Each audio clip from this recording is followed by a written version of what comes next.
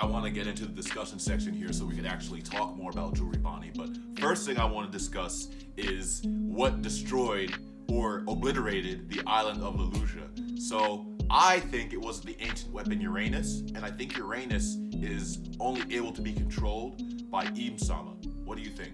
That's a good theory. Also, I'm not sure what was going to cause it. I definitely was agreeing with you. I feel like it has to be one of like the weapons in the same way, something that's similar to Pluton and Uranus and these weapons that we don't know much about but are doing insane amounts of damage. I could definitely see it being one of those. I also wonder if maybe this attack was what was used on God Island. Remember how they said God Island doesn't exist anymore? And so I'm wondering if maybe they used something similar and that's why it doesn't exist anymore. Yeah, I see a lot of fans on One Piece who had read the latest chapter kind of make that parallel as well to why God Island doesn't exist anymore. And I could totally see that being the case, especially since God Island incident involved a lot of celestial dragons as well, and it maybe even involved the previous ruler to Im or Im himself. The next thing I wanted to talk about and bring up was Jewelry Bonnie coming out of the warm eddy and her importance to the storyline. My question for you, Akil, is do you think that she saw anything of note at Marijois? Like maybe she saw Im or saw the whole like revolutionary army attack? I feel as though like what if anything of note, like anything big that happened during the Marijois, I think it's liable that she might have seen. We still don't know what exactly she was doing there, where she was at when a lot of these things went down, but we do know you were absolutely right that she was undercover. She was pretending to be an old lady so that she could like move around without drawing any suspicion to herself. And the fact that she is one of the worst generation, and the fact that like she is about to directly interact with our crew after all these things were dropped on us, I feel as though she definitely is gonna have like some bombshell to drop. Or maybe she might even have information about the Lode Poneglyph, like... You're right, because her true age is unknown because she's able to manipulate her age, exactly, right? Yeah, so there are just a lot of options. Yeah, and then my last question is, how do you think that she ended up in that warm eddy to begin with? Do you think that she was maybe on the island of Lelouch and then got caught up in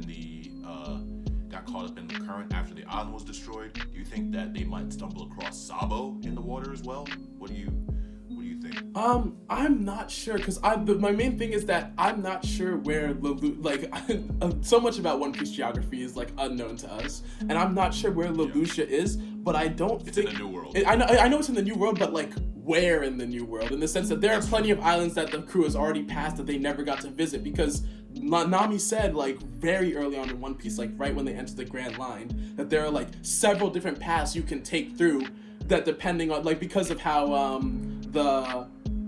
What? Magnetic poles. Yeah, exactly. So it's like, oh, if you go to this one island, you'll have to go this entirely different route because that's just the way the compass will end up taking you because of the magnetic poles. And so I'm wondering if maybe Lelouch was one that was already passed, and so it's farther back in the New World than where they are currently, or whether it's one that's ahead of them, and so they have a chance of like going past and interacting with Sabo or possibly Jewelry Bonnie.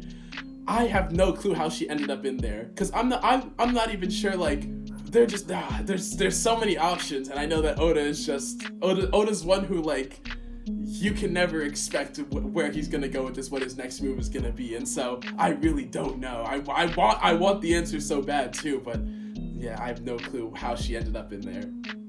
Yeah, and then I lied, sorry. This is the last question. Do you think that Sabo is alive?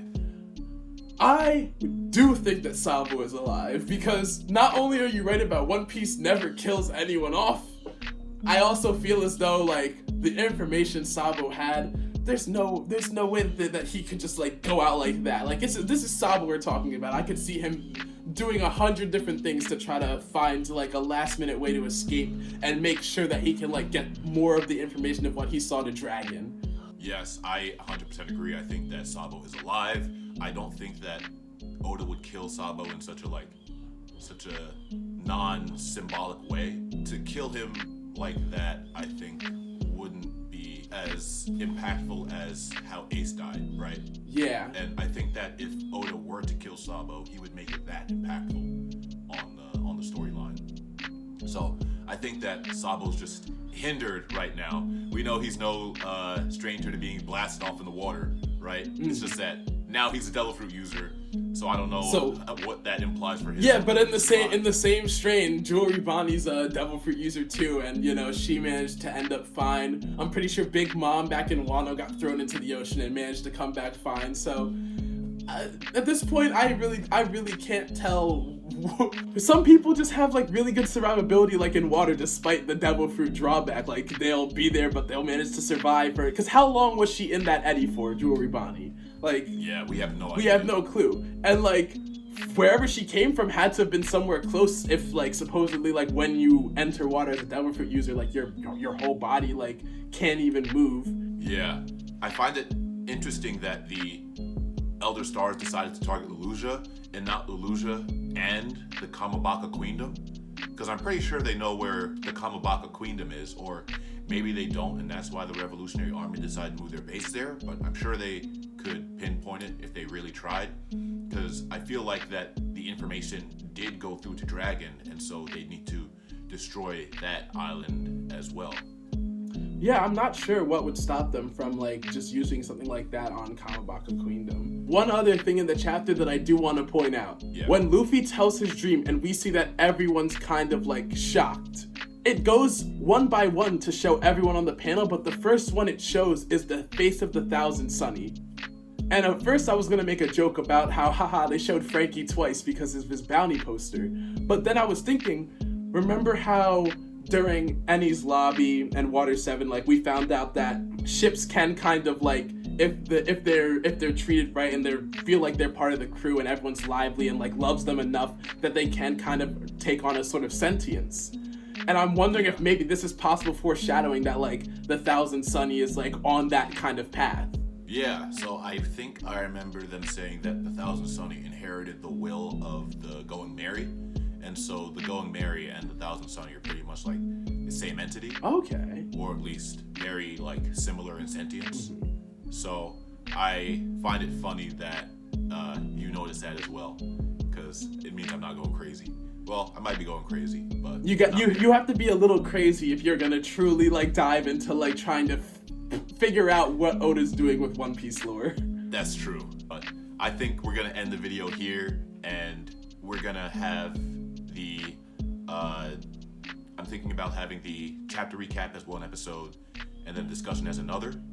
So if you guys like this format, please comment and say that you guys enjoy that. Makes it a little bit easier to digest for the audience. So if you guys just like our discussions, you guys can just view that and not have to save the recap. If you guys don't read One Piece but would like the recap, there you go. So that's all I have to say. Akil, anything to add? Nope, that's about it. Make sure to like and subscribe, tell your friends, hit the bell, stay tuned for our next video, and squad out. Squad out.